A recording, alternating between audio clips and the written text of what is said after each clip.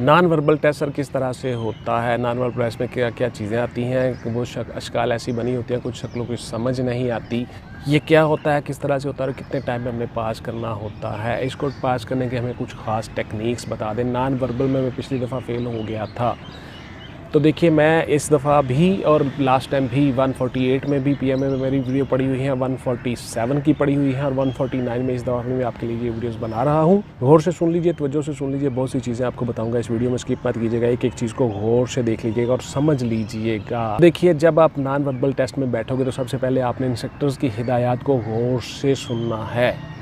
आपको चाहे कंप्यूटर पे दिया जाए, कल एक बच्चे ने मुझे कमेंट किया कि सर वो तो कंप्यूटर पे होता है, बुकलेट नहीं दिए जाते।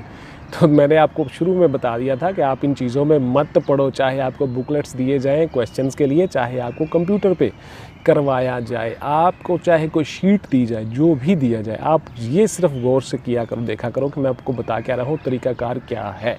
तो आपको जब इंस्ट्रक्टर हिदायत दें, आपको समझाएं, बुकलेट्स दें, कंप्यूटर पे समझाएं, जैसे भी समझाएं, तो आपने उन चीज़ों को गौर से देखना और समझना है। फिर आपको वो टाइम देंगे कि अब आपका कोई क्वेश्चन है, सवाल है, तो वो कर लें। तो उस वक्त फिर आप उनसे वो चीज़ें पूछ सकते हो, इबहम दूर कर सकते हो, जो आपके जहन में डाउट हो, इबहम हो, एम्बिग्विटीज़ हो, क्वेरीज़ हो, वो सारी की सारी चीज़ें आप उनसे पूछ सकते हो। जब आपका पेपर शुरू हो गया फिर आपको कोई इजाज़त नहीं होगी ऐसी कुछ चीज़ पूछने की, ऐसे कोई बातें करने की या इधर उधर से चीज़ें लेने की। हेल्पिंग मटेरियल भी आपके पास नहीं होना चाहिए जी, आपके पास मोबाइल नहीं होनी चाहिए, आपके पास सिर्फ CNIC रोल नंबर स्लिप्स और उनकी बताई हुई चीज़ें, स्नात डिग्रीज, इसके अलावा कुछ नहीं होना चाहिए। बिकॉज़ आप एलिजिबल नहीं रहोगे, आपको डिस्क्वालीफाई कर दिया जाएगा, आपको वापस भिजवा दिया जाएगा जी। ये आपकी ज़िंदगी का चांस होता है सर्विस का। आप कोई स्केल या कोई इस तरह की चीज़ भी नहीं किसी से लोगे और आप ये सारे के सारे काम खुद ही करोगे। अच्छा जी, नॉन वर्बल जो होते हैं वो अशकाल वाला टेस्ट भी इसको कहा जाता है और मुख्तलिफ़ किस्म की शक्लें बनी होती हैं जिनको आपने हल करना होता है। ये किस किस तरह से होता है, कैसे कैसे होता है, ये प्रोसेस, इसको ज़रा डिटेल से गौर से सुन लीजिए। सबसे पहले मैं आपको कुछ हिदायत देता हूँ, ज़रा गौर से सुन लीजिएगा। आपने बड़ी तेज़ी से काम करना है, लेकिन आँखें खोल के और होशमंदी के साथ। मिसाल के तौर पर आपका मुशाहिदा बड़ा तेज़ होना चाहिए। आप जब जिस वक्त बैठे हो, जिस जगह पे बैठे हो, उसी जगह पे हाज़िर हो जाओ, दिमाग बिल्कुल पूरा फोकस करो, इधर ही रखो। मिसाल के तौर पर एक घड़ी की सुइयाँ बनी हुई हैं जी, एक घड़ी का टाइम है 6:05 पे, दूसरी सुई है 6:10 पे, तीसरी सुई है 6:20 पे, चौथी सुई है। अब तीसरी अगली घड़ी जो बनी हुई है, जो शक्लें बनी हुई हैं, उसमें अगली घड़ी का जो टाइम है वो कितने टाइम पे आएगा। 10-10 मिनट का फ़र्क पड़ रहा है, तो अब 10 मिनट अगले वाला उसका जवाब होगा। तो सीरीज़ को अपने गौर से देखना है कि ये कह क्या रहा है और कर क्या रहा है। इसी तरह से वो कुछ चीज़ें पूछेगा, कुछ सीरीज़ ऐसी होगी जिसमें कुछ चीज़ें एक जैसी होंगी और कुछ चीज़ें उनमें से एक चीज़ उनमें से डिफरेंट होगी। मिसाल के तौर पर अगर 3 परिंदे हैं तो एक उसमें ऐसा जानवर होगा जो उड़ नहीं सकता। इसी तरह से जो 4 उसमें ऐसी चीज़ें हैं जो जानदार हैं और एक उसमें बेजान होगी। इसी तरह से कुछ ऐसी चीज़ें होंगी जो एक जैसे जोड़े पेड़ आपने ढूंढने होंगे। वो मुख्तलिफ सवाल कर सकता है किसी तरह से भी, आपने गौर करना है। पहले वो एग्जाम्पल देता है, फिर आपसे सवाल करता है, तो एग्जाम्पल को आपने गौर से देखना है। बुनियादी तौर पे जो आपके इंटेलिजेंस के टेस्ट होते हैं उसमें जवाब आपके बिल्कुल सामने पड़ा होता है और आपको एग्जाम्पल इसीलिए दी जाती है कि अगर ये है तो फिर ये कैसे है, आपने उसी के मुताबिक उसका जवाब देना होता है। ये बहुत आसान होते हैं, सिर्फ थोड़ी सी तवज्जो और फोकस करने की ज़रूरत होती है। उसके बाद फिर इंग्लिश के अल्फ़ाबेट हो सकते हैं, इंग्लिश के अल्फाज हो सकते हैं, वो आपने देखना है। फिर अल्फ़ाबेट हो सकता है, फिर आपकी सीरीज़ हो सकता है, काउंटिंग हो सकती है, आपके इवन वर्ड्स हो सकते हैं, आपके ऑड वर्ड्स हो सकते हैं, 1 के बाद 3, 5, 7, 9 हो सकता है, 2, 4, 6, 8, 10 हो सकते हैं। बहुत आसान छोटी छोटी सीरीज़ होती हैं, छोटी छोटी अशकाल बनी होती हैं। उन शक्लों से आपने अगली शक्ल का तयन करना होता है। मिसाल के तौर पर सर्कल है तो वो आगे चल के ट्राइकोन बन जाए, ट्रायंगल है तो वो आगे चल के स्क्वायर बन रहा है, स्क्वायर है तो आगे चल के 2 लाइनें बन जाती हैं। तो इस तरह से वो आगे जाके एक बन जाएगी। यानी आप उसको गौर करो तो देखो तो आपके सामने जवाब पड़ा होता है। बहुत आसान होता है, इसमें कोई मुश्किल बात नहीं होती, लेकिन आपने सिर्फ तवज्जो करनी होती है, गौर करना होता है और फोकस करना होता है। उसी वक्त उसी जगह पे हाज़िर रहना है, आप ये सारे सवाल आसानी के साथ कर जाते हो। इसी तरह से कुछ ऐसी चीज़ें होती हैं जो आपकी ज्योमेट्री से ताल्लुक़ रखती हैं, जियोग्राफी से ताल्लुक़ रखती हैं। ज्योमेट्री से मुराद ये है कि आपके एरो बने होंगे, आपके ट्रायंगल बने होंगे, आपके मुख्तलिफ़ चीज़ें अशकाल बनी होंगी, आपके पेंटागन बना होगा, आपका हेक्साडेक्सा बना होगा।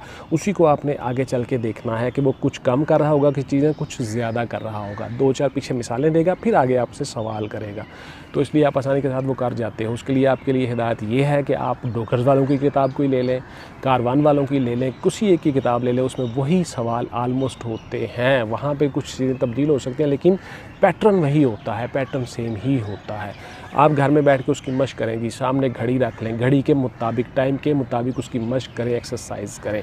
आपने टाइम को मैनेज करना है। बेसिकली ये सारे के सारे जो टेस्ट होते हैं इंटेलिजेंस के, वर्बल नॉन वर्बल, ये दोनों के टेस्ट दोनों जो है, उसके बाद आपका एकेडमिक्स है, ये सारे के सारे में आपके टाइम मैनेज नहीं होता। आप लोगों से आपने टाइम मैनेज करना होता है, बेसिक चीज़ यही है। उसके बाद ये है कि अगर कोई सवाल आपकी समझ में नहीं आ रहा तो उसको छोड़ दें, आगे बढ़ जाएं। लेकिन वहाँ पे अपने एक चीज़ का ख्याल रखना है कि जो जवाब वाला खाना है वो भी छोड़ना है साथ में ही। फिर उसका जो अगला सवाल है उसी खाने में जवाब लिखना है। ऐसा ना हो कि तेज़ी में आप वो जवाब किसी और का हो, सवाल किसी और का हो, तो खाना कोई और आप फिल कर दें या बबल फिल कर दें या किसी और खाने को टिक कर दें या किसी और सीरीज़ को टिक कर दें। ABCD है, जैसा भी है। तो इसलिए आपने इन चीज़ों का गौर रखना है। उसके बाद फिर आप एक दफ़ा सारे सीक्वेंस से गुजर जाओ। जब आप दूसरी अटैम्प्ट में आओ तो फिर आप वो सवाल करो जो आपको 50-50 डाउट वाले हैं।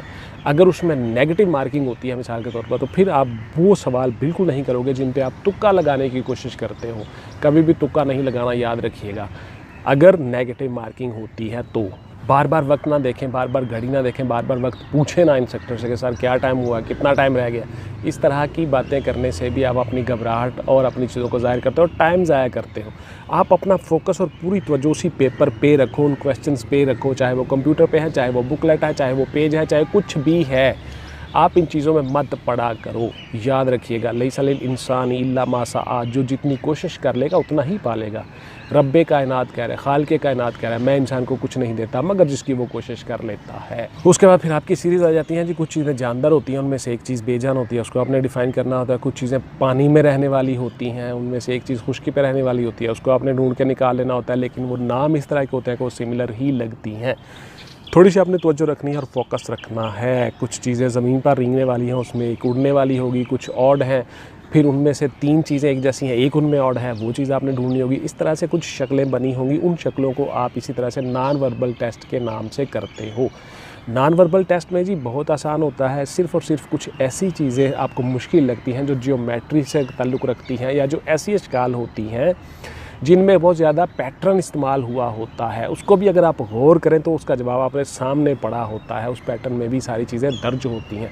सिर्फ़ और सिर्फ गौर और तवज्जो करने की ज़रूरत है। उसके बाद जी कुछ सब्ज़ियाँ हो सकती हैं, कुछ फल हो सकते हैं, उनमें कोई एक चीज़ डिफरेंट हो सकती है, वो आप कर सकते हो। इस तरह के छोटे छोटे बहुत से सवाल आसानी के साथ आप कर लेते हो। नॉन वर्बल कोई ऐसा इशू नहीं होता, कोई ऐसा मसला नहीं होता। इसमें टाइम कितना होता है, इसमें सवाल कितने होते हैं, वो मेरी अलग अलग वीडियोज़ पड़ी हुई हैं, वो आप देख सकते हो। मैंने PM में 147 की वीडियोज़ बनाई हुई हैं पिछले से पिछले साल। उसके बाद फिर मैंने 148 की बनाई थी, अब 149 की बना रहा हूँ। ये सारी की सारी मेरी वीडियोज़ आ जाएंगी। इसके बाद मेरी एक वीडियो आ जाएगी पर्सनैलिटी या एप्टीट्यूड टेस्ट या साइकोलॉजिकल असेसमेंट टेस्ट किस तरह से होता है। बहुत से बच्चे आप में से वो भी सवाल करते हैं व्हाट्सएप पे आके मुझसे कि सर साइकोलॉजिकल असेसमेंट टेस्ट किस तरह से होता है, पर्सनैलिटी टेस्ट क्या होता है, एप्टीट्यूड टेस्ट किस तरह से लेते हैं, उसमें कोई बचने की टेक्निक हमें बता दें जी, उसमें हम कैसे कामयाब हों, हम उसमें फ़ेल क्यों होते हैं, मैं लास्ट टाइम उसमें रह गया था, वगैरह वगैरह। इस तरह के आपके बहुत से सवाल होते हैं। पाकिस्तान आर्मी को जो बंदे चाहिए हैं वो फिज़िकली भी फ़िट होंगे और मेंटली भी फ़िट होंगे, तभी आप उसमें मिलिट्री में सर्व कर सकते हो। तो इसलिए आपको ये सारे काम करने चाहिए जी। 2 तरह से हमेशा बॉडी पे भी काम करें और ब्रेन पे भी काम करें, इस तरह से आप कामयाब हो जाते हो। इंशाल्लाह मिलेंगे किसी अगली वीडियो में जी। टिल देन टेक केयर, अल्लाह हाफिज़ एंड गुड बाय। पाकिस्तान जिंदाबाद।